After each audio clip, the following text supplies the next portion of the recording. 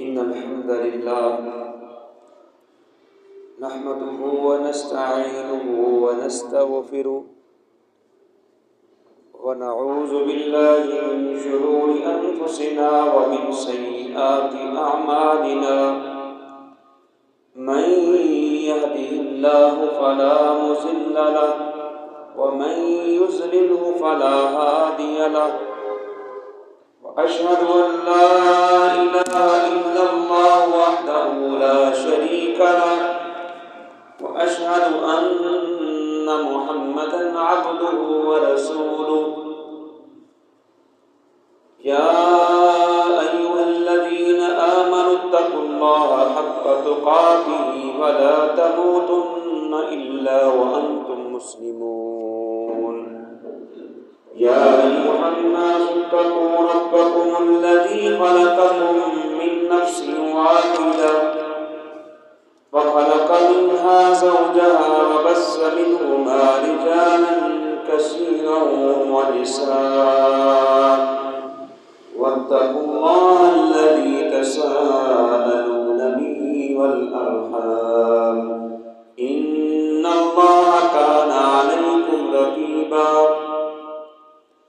يا أيها الذين آمنوا اتقوا الله وقولوا قولا سديدا يصلح لكم أعمالكم ويغفر لكم ذنوبكم ومن يطع الله ورسوله فقد فاز فوزا عظيما أما بعد فإن خير الحديث كتاب الله وخير الهدي هدي محمد صلى الله عليه وسلم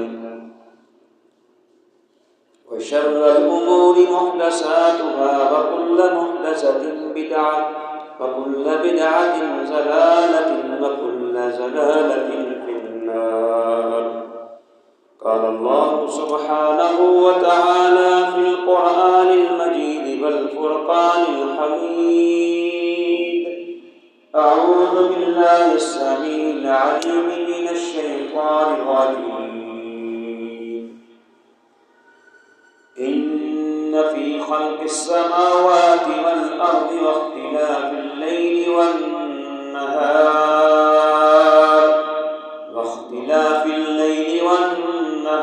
لآيات لأولي الألباب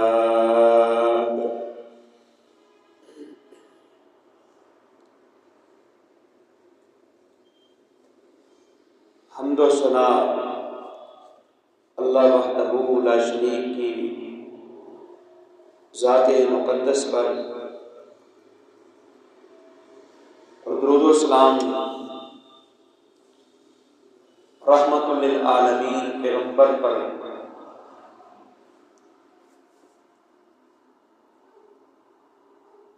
حضرات ذی وقار پچھلے جمعۃ المبارک میں آپ حضرات نے رسول کریم علیہ الصلاۃ والسلام کی رات کے وقت سونے کے آداب آپ سماعت کر رہے تھے۔ نبی کریم علیہ الصلاۃ والسلام رات کو سوتے وقت کن دعاؤں کا اہتمام کیا کرتے تھے، کیا کیا قرآنی آیات پڑھا کرتے تھے، کن وظائف کا اہتمام کرتے تھے۔ رب کی حمد و ثنا شکر کرنے کے بعد بڑے احسن انداز سے اللہ کے نبی علیہ الصلوۃ والسلام نیند کیا کرتے تھے۔ آج کے جمعۃ المبارک میں رسول کریم علیہ الصلوۃ والسلام کے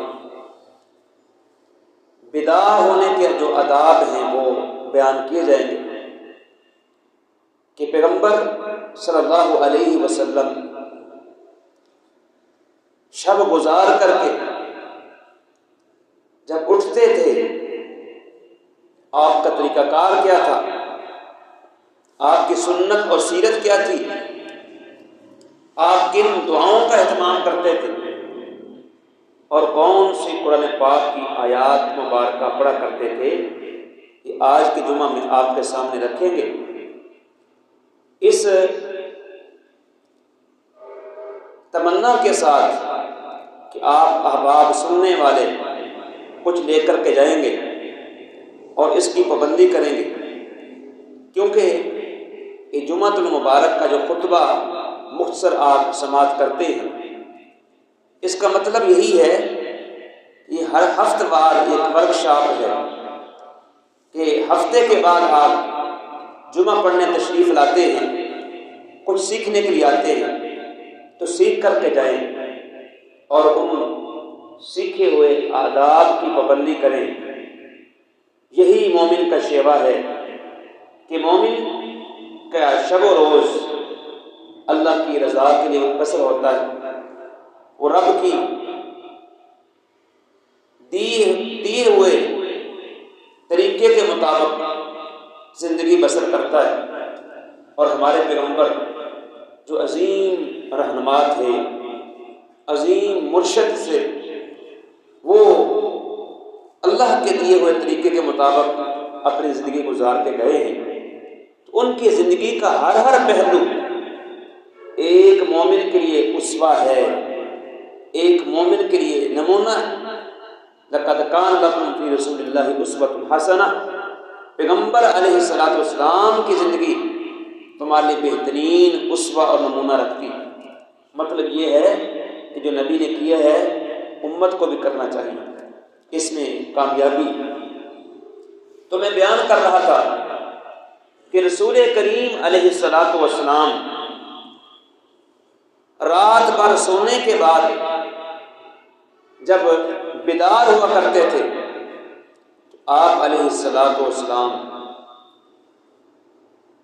بیداری کے وقت اپنے ناک کو صاف کیا کرتے تھے، اور حدیث میں بھی آتا ہے، رسول کریم علیہ الصلوۃ والسلام نے فرمایا کہ جب تم میں سے کوئی ایک بیدار ہو تو اپنی ناک کو 3 دفعہ صاف کر لیا کرے، 3 دفعہ۔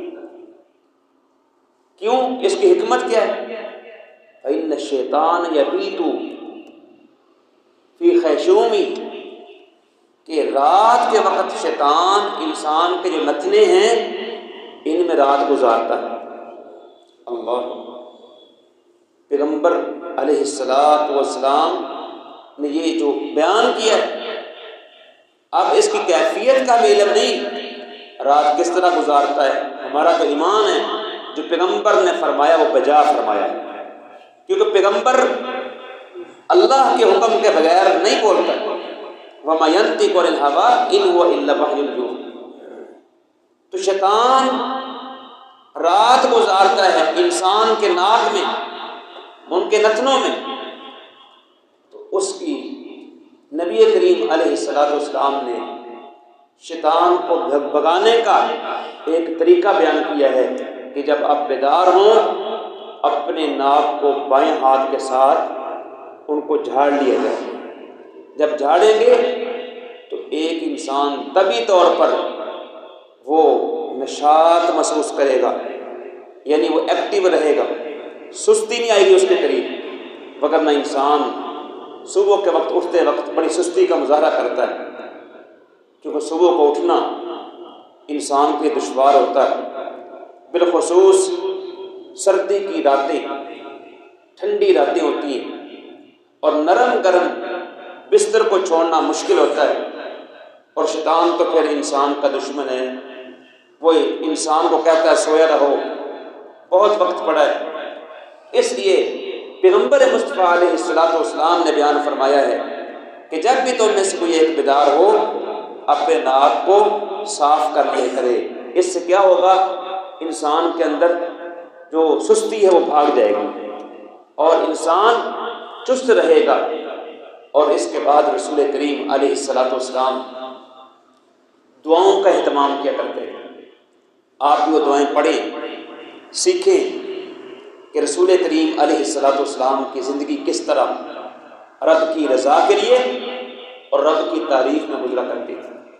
پیغمبر ہوتا ہی ہم حماد ہے۔ حماد کا معنی رب کی بہت تعریف کرنے والا۔ سارے پیغمبر وہ حماد تھے، اللہ کی حمد کرنے والے۔ تو رسول کریم علیہ السلام کے بارے میں آتا ہے، آپ علیہ السلام جب بیدار ہوتے اس دعا کا اہتمام کرتے، الحمدللہ الذی احیانا بعد ما اماتنا والیہ النشور۔ آپ سب کو یہ دعا آتی ہوگی، میرا آپ کے بارے میں اچھا گمان ہے کہ سب بھائیوں کو بہنوں کو یہ دعا آتی ہوگی۔ یہ دعا یہاں منبر پر بیان کرنے کا مقصد یاد دہانی ہے کہ رسول کریم علیہ السلام اس دعا کا اہتمام کرتے تھے۔ اس کا معنی مفہوم بھی آپ کو آنا چاہیے۔ الحمدللہ الذی احیانا بعد ما اماتنا والیہ النشور۔ دو چیزیں، پیغمبر مصطفیٰ نیند کے بعد بیداری کے وقت اللہ کی حمد کر رہے ہیں۔ اللہ ساری تعریف تیرے لیے، ساری حمد تیرے لیے۔ کیوں؟ تو نے کیا کیا ہے کہ مارنے کے بعد دوبارہ زندگی عطا کی۔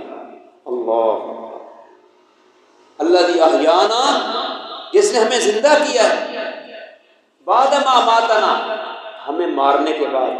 اس سے کیا پتہ چلتا ہے کہ نیند بھی موت کی حالت ہوتی ہے۔ اللہ اکبر۔ قرآن مقدس میں اللہ نے بیان کیا کہ اللہ سبحانہ و تعالی انسانی نفس کو فوت کرتا ہے، انسان کی نفس کو، روح کو قبض کرتا ہے۔ اللہ یتوفی الانفس حین موتها، جب موت کے وقت بھی انسان کے نفس کو کنٹرول کر لیتا ہے، اور دوسرا وقت کب؟ جب انسان نیند کر رہا ہوتا ہے۔ جب نیند کرتا ہے تو اس کی روح کا کر لیتا ہے، قبض کر لیتا ہے، روح نکل جاتی ہے انسان سے۔ واللتی لم تمت فی منامها، اب جس پر موت کا فیصلہ ہو جاتا ہے اس کی روح پھر واپس نہیں آتی۔ نیند میں ہی بندہ فوت ہو گئے، بعد ایسے بھی ہوتا ہے سویا سویا بندہ فوت ہو گئے، اور جس کی ابھی زندگی باقی ہے اس کی روح واپس لوٹا دی جاتی ہے۔ ایک امانت ہے، اس کا بھی وقت موجود ہے، کچھ سال رہتے ہیں تو اللہ سبحانہ وتعالی روح کو واپس کر دیتا ہے۔ اس لیے پیغمبر دو عالم علیہ السلام اس دعا کا اہتمام کر رہے ہیں، یہ امت کو بتلا رہے ہیں کہ نیند بھی موت کی بہن ہے۔ نیند بھی موت کی بہن ہے۔ عربی زبان میں ایک مقولہ ہے، النوم اخو الموت، نیند موت کی بہن ہے، کیونکہ نیند یہ موت ہی ہے۔ موت کے بعد اللہ دوبارہ زندگی دیتا ہے، اس زندگی پر اللہ کی تعریف کر رہے ہیں، اللہ ساری تعریف تیرے لیے۔ اللہ اکبر۔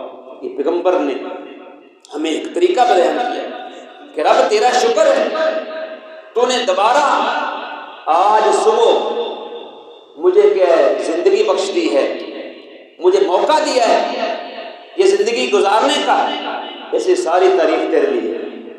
دوسرا یہ فرمایا کہ وَإِلَيْهِ النُّشُورُ، رب کی طرف اٹھ کے جانا ہے۔ یہ بھی عقیدہ بیان کر دیا کہ مرنے کے بعد قیامت کے روز بھی جب فوت ہو جائے گا انسان تو میدان معاشرے کے وقت رب کے سامنے کیا ہونا ہے؟ اٹھنا ہے۔ یہ بھی عقیدہ آخرت بھی بیان کر دیا۔ یہ پیغمبر دو عالم علیہ السلام اس دعا کا اہتمام کرتے ہیں، تو یہ بھی میرے بھائیوں اس دعا کا اہتمام کیا کریں، اس کو پڑھا کریں، خود بھی پڑھیں، اپنے اہل و یار کو بھی یہ دعا سکھلائیں۔ ایک اور دعا رسول کریم علیہ السلام اس کا اہتمام کرتے ہیں، اور اس دعا کی بڑی فضیلت ہے۔ صحیح بخاری کے اندر یہ بھی حدیث موجود ہے کہ رسول کریم علیہ السلام نے فرمایا ہے کہ جب بندہ بیدار ہوتا ہے صبح کے وقت اور یہ دعا پڑھتا ہے جو میں آپ کے سامنے پڑھنے لگا ہوں، لا الہ الا اللہ وحدہ لا شریک لہ لہ الملک ولہ الحمد وہو علی کل شیء قدیر، یہ سب کو آتی ہوگی، یہ جہاں لکھی بھی ہوگی، لا الہ الا اللہ وحدہ لا شریک لہ لہ الملک ولہ الحمد وهو على كل شيء قدير سبحان الله والحمد لله ولا إله إلا الله والله أكبر ولا حول ولا قوة إلا بالله العلي العظيم. یہاں تک کلمات یہ آسان ہے، یہ سب کو آتے ہیں، چھوٹے چھوٹے کلمات ہیں. ان کلمات کو نبی کریم نے جوڑ کر کے ایک پوری دعا بیان کر دی، یعنی لا الہ الا اللہ وحدہ لا شریک لہ لہ الملک ولہ الحمد وہو علی کل شیء قدیر سبحان اللہ الحمدللہ لا الہ الا اللہ واللہ اکبر، اور آگے ولا حول ولا قوت الا باللہ العلی العظیم. یہ آسان دعا. رسول کریم علیہ السلام فرماتے ہیں کہ اگر کوئی بندہ یہ دعا پڑھنے کے بعد یہ کلمہ پڑھتا ہے اللہم اغفر لی، کیا پڑھنا ہے؟ یہ دعا پڑھنے کے بعد پڑھیں اللہم اغفر لی، تو پیغمبر دو عالم فرماتے ہیں کہ یہ دعا پڑھنے کے بعد یہ پڑھ لیتا ہے تو اللہ سبحانہ و تعالیٰ اس بندے کو معاف کر دیتے، بخش دیتے. اللہ کتنی بڑی فضیلت ہے. یعنی نیند کرنے کے بعد یہ کلمات کا اہتمام کر کے اللہ سے استغفار کرتے ہیں تو اللہ کے نبی فرماتے ہیں کہ اللہ اس کو معاف کر دیتے ہیں. اور اسی حالت میں اگر کوئی بندہ دعا کرتا ہے اللہ اس کی دعا کو رد نہیں کرتا. یہ کلمات پڑھنے کے بعد اگر کوئی بندہ دعا کرتا ہے تو اس کی دعا بھی قبول ہو جاتی ہے، اللہ اس دعا کو قبول کر دیتا ہے. اور اس کے بعد رسول کریم فرماتے ہیں کہ اگر کوئی بندہ اٹھ کر کے وضو کرتا ہے، وضو کر کے 2 رکعت یا جتنی بھی میسر ہے نماز پڑھ لیتا ہے اللہ اس کی نماز کو بھی قبول کر لیتا ہے.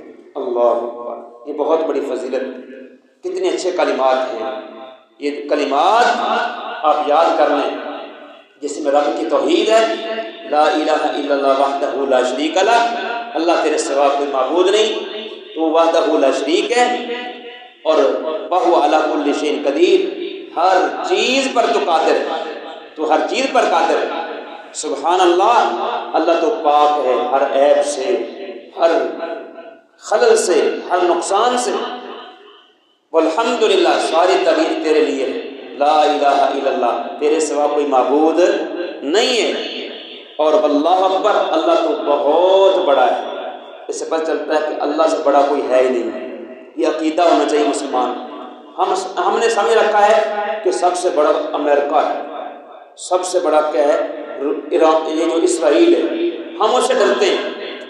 یعنی ہمارے حاکم بھی ڈرتے ہیں، سارے ڈرتے ہیں. کس سے؟ امریکہ سے. امریکہ ناراض نہ ہو جائے. اللہ کی جو ناراضگی ہے اس کو کوئی سمجھتے نہیں. یہاں ہمارے ملک کے اندر سود کا نظام وہ ٹھیک ہے، سارا جو نظام ہے وہ ٹھیک ہے، لیکن امریکہ سے ڈر رہے ہیں جس کی پوری کائنات ہے اس سے کوئی نہیں ڈرتا. حالانکہ سب سے بڑا کون ہے؟ اللہ اکبر، سب سے بڑا اللہ وحدہ لا شریک ہے. اور پھر یہ پڑھنا ولا حول ولا قوت الا باللہ، نیکی کرنے کی اور برائی سے روکنے کی طاقت اللہ تیرے سوا کوئی نہیں. اور اس کے بعد یہ کلمات پڑھنے کے بعد اللہم اغفر لی، اے اللہ مجھے معاف کر دے. یہ کلمات بہت ہی اچھے کلمات ہیں. اللہ اس بندے کو معاف بھی کر دے گا جتنے بڑے بڑے گناہ ہوں. یہ توبہ کے استغفار کے کلمات ہیں. اللہ اس کے گناہوں کو معاف کر کے جو بھی رب سے مانگے گا اللہ اس کی دعا کو قبول کرے گا. یہ کب پڑھنی ہے؟ جب آپ بیدار ہوں. ابھی یعنی آپ نے وضو نہیں کیا، وضو کے بغیر ہی آپ یہ دعائیں پڑھ رہے ہیں. اور رسول کریم علیہ السلام ان کا اہتمام کرتے تھے، آپ پڑھا کرتے تھے، امت کو بھی سبق دے دیے. اور اس کے ساتھ ساتھ ان دعاؤں کے ساتھ پیغمبر مصطفیٰ علیہ السلام سورہ آل عمران کا آخری رکوع جو میں نے آپ کے سامنے اس کی ایک آیت مبارکہ پڑھی، آج آپ کے سامنے اس کا ترجمہ بھی رکھ دیتے ہیں. یہ بھی پیغمبر مصطفیٰ علیہ السلام اس آخری رکوع کو وضو کرنے سے پہلے پڑھا کرتے ہیں. اس سے یہ مسئلہ بھی فقہی مسئلہ بھی ثابت ہوا کہ وضو کے بغیر اگر قرآن پاک کی کوئی تلاوت کر لیتا ہے تو جائز ہے. وضو کے بعد بغیر اگر کوئی قرآن کی تلاوت کر لے تو جائز ہے. ہاں با وضو ہو کر کے پڑھیں تو افضل ہے، بہتر ہے.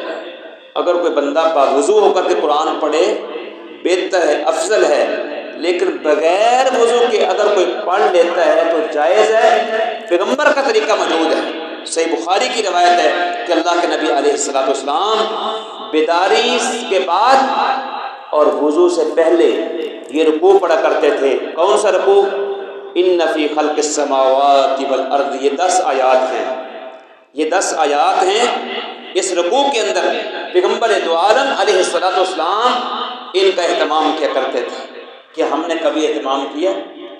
ہمیں غور و فکر کرنی چاہیے کہ ہمیں اس پیغمبر کی سیرت پر عمل کرنا چاہیے۔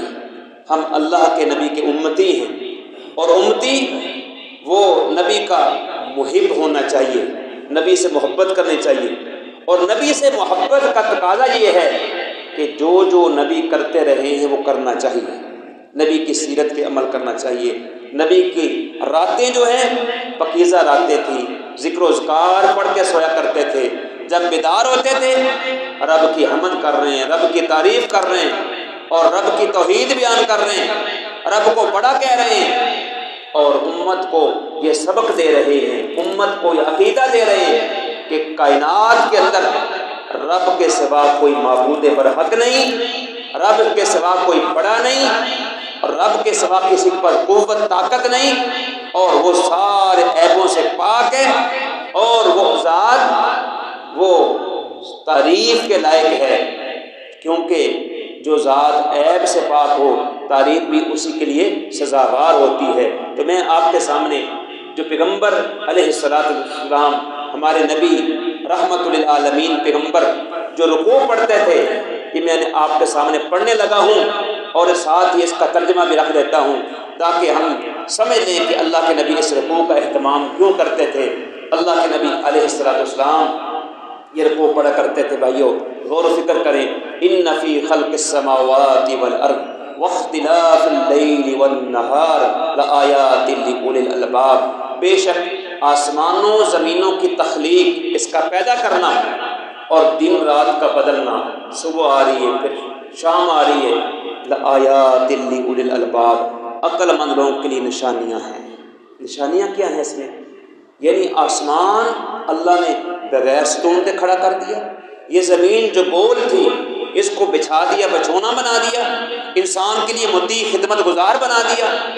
اس میں نشانیاں یہ ہیں کہ اس کائنات کا کوئی مالک ہے، کوئی خالق ہے، ایسے بیکار یہ زمین نہیں چل رہی، ایسے آسمان یہ فضول نہیں کھڑا، اس کے پیچھے کوئی ذات ہے۔ وہ ذات کون ہے؟ اللہ وحدہ لا شریک کی ذات ہے، جس کی حمد کے گن پیغمبر گایا کرتے تھے، جس کی تعریف پیغمبر بیان کیا کرتے تھے، جس کی تعریف و تسبیح اللہ کے فرشتے بیان کرتے ہیں، جس کی تسبیح چیونٹیاں بیان کرتی ہیں، جس کی تسبیح یہ جو پرندے ہیں یہ بیان کرتے ہیں، جس کی تسبیح یہ بادل بیان کرتے ہیں۔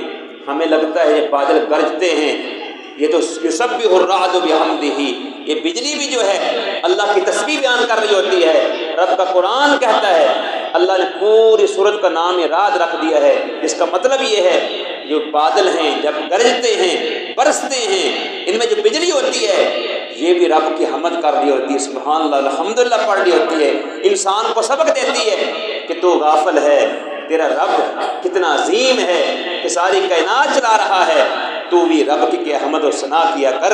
اس لیے اس میں عقل مند لوگوں کے لیے نشانیاں ہیں میرے بھائیوں۔ پھر آگے عقل مند لوگوں کی اللہ نے صفات بیان کی۔ یہ رکوع اللہ کے نبی بیداری کے وقت پڑھا کرتے تھے، وہ کیا صفات ہیں؟ وہ صفات ہر ایک میں ہونی چاہیے۔ الذین یذکرون اللہ قیاما وقعودا وعلی جنوبہم، پہلی صفت یہ ہے عقل مند لوگوں کی، سمجھدار لوگوں کی۔ یہ بات سمجھنے والی ہے، عقل مند لوگ، سمجھدار لوگ وہ کون ہیں؟ پیغمبر دو عالم علیہ السلام اس رکوع کا اس لیے اہتمام کیا کرتے تھے، فرمایا کہ عقل مند وہ ہیں کہ جو اٹھتے وقت بیٹھتے وقت پہلو کے بل بھی رب کا ذکر کرتے ہیں، رب کو یاد کرتے ہیں۔ الذین یذکرون اللہ، اللہ کو یاد کرتے ہیں، یعنی اٹھتے ہیں پھر بھی اللہ کو یاد کر رہے ہیں، بیٹھے ہیں پھر بھی اللہ کو یاد۔ ہم نے سمجھ لیا کہ صرف نماز پڑھ لینا یہ کہ ذکر ہے، نہیں میرے بھائیوں، آپ اپنے آفس میں بیٹھے ہوئے ہیں، آپ بیٹھے ہیں، سبحان اللہ الحمدللہ پڑھیں، یہ بھی اللہ کا ذکر ہے۔ آپ گاڑی چلا رہے ہیں، سبحان اللہ الحمدللہ پڑھیں، یہ بھی اللہ کا ذکر ہے۔ آپ اسی طرح اپنے ہل چلا رہے ہیں، کھیت میں ہیں، سبحان اللہ الحمدللہ پڑھیں، اللہ کا ذکر ہے۔ ہر جگہ اللہ کا ذکر ہے۔ یہی صفت بیان کی عقل مند لوگوں کی کہ عقل مند وہ ہیں اٹھتے بیٹھتے حتیٰ کہ سو رہے ہیں پہلو کو بدلتے ہیں، لا الہ الا اللہ سبحان اللہ الحمدللہ پڑھتے ہیں۔ یہ عقل مند لوگوں کی نشانی ہے، اللہ نے بیان فرمائی ہے کہ عقل مند اس طرح ہوا کرتے ہیں۔ اور دوسری صفت کیا بیان فرمائی؟ وَيَتَفَكَّرُونَ فِي خَلْقِ السَّمَاوَاتِ وَالْأَرْضِ، وہ آسمان و زمین کی تخلیق میں غور و فکر کرتے ہیں کہ اللہ نے یہ بڑا آسمان بنا دیے ہیں، 7 آسمان 7 زمینیں، یہ فضول پیدا کیے؟ نہیں، آگے یہی کہتے ہیں ربنا ما خلقت ھذا باطلا، اللہ تو نے یہ نظام باطل نہیں بنایا ہے، یہ تیرا نظام کیا ہے، یہ رائے گاہ بیکار نہیں ہے، تو نے بمقصد اس کو مقصد کے ساتھ بنایا ہے۔ وہ مقصد کیا ہے؟ وما خلقت الجن والانس الا لیعبدون، انسانوں جنوں کو اپنی بندگی کے لیے پیدا کیا ہے، ایک نظام قیامت تک کے لیے دے دیا ہے آسمان و زمین کا۔ دیکھتے ہیں کہ کون رب کی تعریف کرتا ہے کون نہیں کرتا ہے۔ تبارک الذی بیدہ الملک وہو علی کل شیء قدیر الذی خلق الموت والحیات لیبلوکم ایکم احسن عملا، موت و حیات پیدا کر کے اللہ نے یہ واضح فرما دیا تاکہ آزمائے کون بہترین عمل اللہ کے سامنے پیش فرماتا ہے۔ یہ اہل ایمان عقل مند لوگ اس آیت مبارکہ کے تحت وہ غور و فکر کرتے ہیں آسمان و زمین میں کہ اللہ تو نے اس کو باطل پیدا نہیں کیا ہے۔ اس میں دہریہ کا رد ہے، دہریے ملحد قسم کے لوگ، اور اسی طرح ایسے لوگ جو اللہ کے وجود کو نہیں مانتے، جو کہتے ہیں اللہ کا وجود نہیں، وہ کہتے ہیں سائنسدان کہتے ہیں کہ یہ جو زمین ہے آسمان ہے یہ ایک بہت بڑا حادثہ ہوا، اس کے ضمن میں یہ آسمان بن گئے اور زمین بن گئے، اللہ کو مانتے نہیں ہیں، حالانکہ اللہ وحدہ لا شریک نے ہی آسمان بنائے ہیں زمین بنائے ہیں۔ عقل مند لوگ جو ہیں اللہ کی ان آسمان و زمین میں غور و فکر کر کے واضح کرتے ہیں اللہ تیرا نظام باطل نہیں ہے، تو نے بمقصد اس نظام کو بنایا ہے۔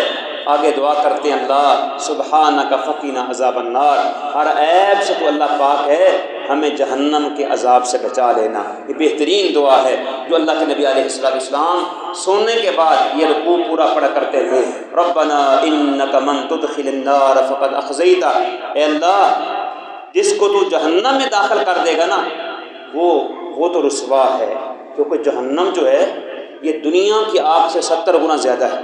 دنیا کی آگ بندہ برداشت نہیں کرتا ہے، جہنم کی آگ وہ قریب شعلہ ہوگا چمڑے کو دھیڑ دے گی، استغفر اللہ من ذالک۔ اے اللہ جس کو تو جہنم میں داخل کر دے گا وہ تو رسوا ہے، وما للظالمین من انصار۔ پھر مشرکین جو ظلم کرنے والے ہیں قیامت کے روز ان کا کوئی مددگار نہیں ہوگا۔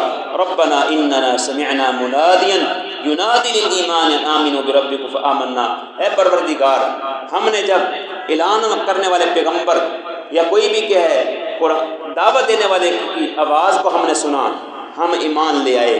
یہ کن کی دعا ہے؟ عقل مند لوگوں کی۔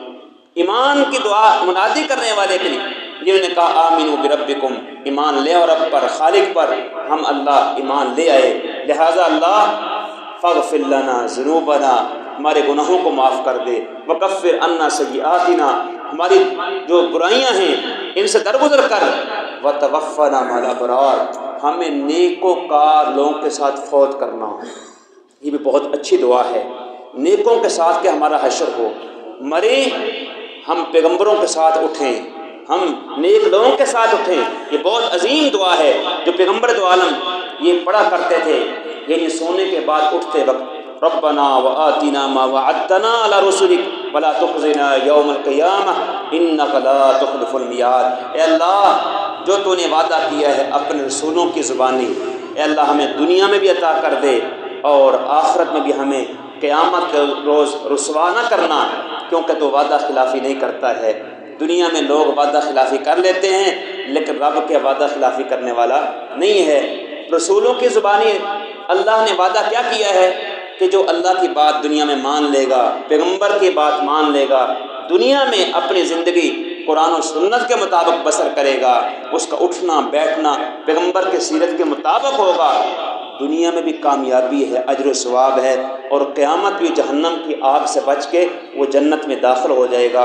اور آگے اللہ سبحانہ و تعالیٰ نے یہ دعا کرنے والے ہیں ایک بہت بڑی خوشخبری سنائی، فاستجاب لهم ربهم انی لا اضیع عمل عامل منکم من ذکر او انثی، کہ اللہ نے ان کی دعا کو قبول کر لیا ہے۔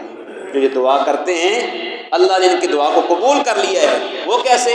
کہ جو بھی دنیا کے اندر نیک عمل کرنے والے ہیں، چاہے وہ مرد ہوں عورتیں ہوں، اللہ ان کا کوئی بھی عمل ضائع نہیں کرے گا۔ یاد رکھیں، دنیا کے اندر نیک عمل کرنے والے مرد اور عورتیں وہ جنت میں، اللہ کی جنت میں جائیں گے، اللہ ان کے چھوٹے سے چھوٹے بھی عمل کو اللہ ضائع برباد نہیں کرے گا۔ جو بھی عمل کریں گے چاہے وہ مرد ہوں عورتیں ہوں، اس میں یکساں ہیں، برابر ہیں، اللہ عمل کو ضائع برباد نہیں کرے گا۔